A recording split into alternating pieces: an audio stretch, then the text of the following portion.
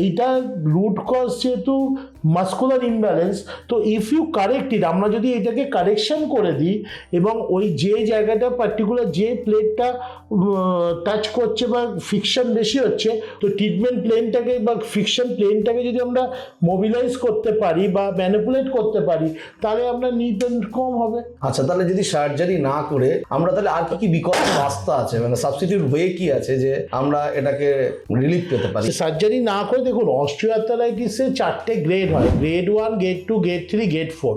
আমি আপনাকে বলবো যে জেনারেলি 90% কেসেতে আপনার নি অস্টিওআর্থ্রাইটিসের জন্য নি রিপ্লেসমেন্ট করার দরকারই পড়ে না। আপনার কোনো নিশ্চয় পেশেন্ট তো আছে? হ্যাঁ, আমরা এখানে প্রচুর পেশেন্ট দেখেছি। আমরা কি করি, আমরা corrective combination therapy protocol follow করি।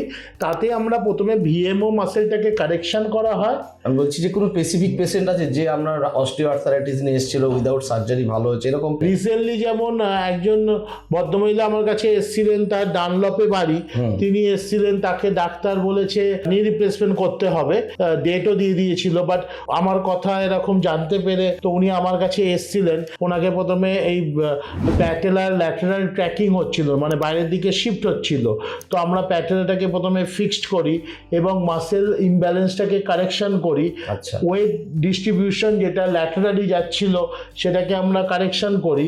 আমরা ওনাকে ম্যানুয়াল থেরাপি ইউজ করেছি, আমাদের যে বিভিন্ন প্রসিডিওর আছে, তো ওইটাকে করে তারপরে আমরা ওর মাসেলটাকে ওই রেঞ্জে নিয়ে গিয়ে ওই পজিশনে ওইটাকে স্ট্রেংথেনিং করি, so that muscle will carry the weight. তো করার পর তারপরে ধীরে ধীরে আমরা পেন কন্ট্রোল মডালিটিসগুলো স্টার্ট করি।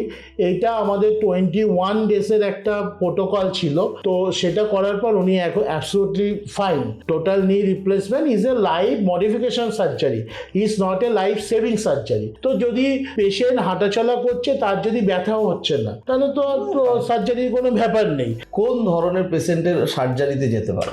ধরুন অস্টিওআর্থ্রাইটিস পেশেন্টদের মধ্যে যার ধরুন একদম মানে পুরো দুটো যে প্লেট আছে, মানে এই যে ফিমার এবং টিবিয়া, এই দুটো একদম যদি প্লেট দুটো একদম লেগে গেছে, মানে আমরা যেটাকে গ্রেড 4 বলি, এবং সেক্ষেত্রে এতটাই এক্সেসিভ প্রেশার পড়ছে, দুটো প্লেটকে আর আলাদা করা যাচ্ছে না, মানে পুরো একদম লেগে গেছে এবং কিছুটা আপনার ডিফর্মিটি বা এক্সেসিভ প্রেশার আপনার টিবিয়াতে আসছে, অনেক সময় বোনই হচ্ছে বা নখ নিতে চলে যাচ্ছে, সেই ধরনের পেশেন্টের ক্ষেত্রে আপনি সার্জারি করলে বেটার রেজাল্ট পাবেন।